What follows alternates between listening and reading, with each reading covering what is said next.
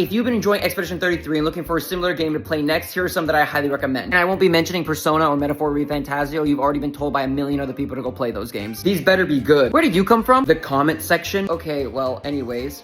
If you want a game that delivers on the same overall package, meaning great story, great graphics, great characters, amazing music, and fun, unique gameplay, then I highly recommend Fire Emblem Awakening. Fire Emblem is that series with Marth and Roy from Smash, right? Exactly, and Fire Emblem Awakening is my favorite Fire Emblem of all time. For those of you who don't know, Fire Emblem is a more tactical, turn-based RPG, which means you're actually going to be moving each character around a battlefield, sort of like chess pieces on a chessboard, but it's a ton of fun and honestly an amazing game. The only downside is that it is a 3DS exclusive, so unless you have one of these bad boys laying around, you're going to have to find another way to play the game. Oh, you mean an emulator? Whoa, we can't let Nintendo hear that, okay? I may only be one person, but they've sued for less. Well, is there an easier Fire Emblem to play? There's also Fire Emblem Three Houses on the Nintendo Switch, however, that one was made to be a little bit too much like Persona 5, which I'm not personally a huge fan of, but I understand other people really like that game. Okay, and what if I want a game that's not turn-based? Do you still want everything else just without the turn-based combat? Exactly, with combat that's just as fun, amazing characters, and killer music. Metal Gear Rising: Revengeance is the perfect mix of fun hack-and-slash combat mixed with skillful strikes and makes one of the best combat systems I've ever played.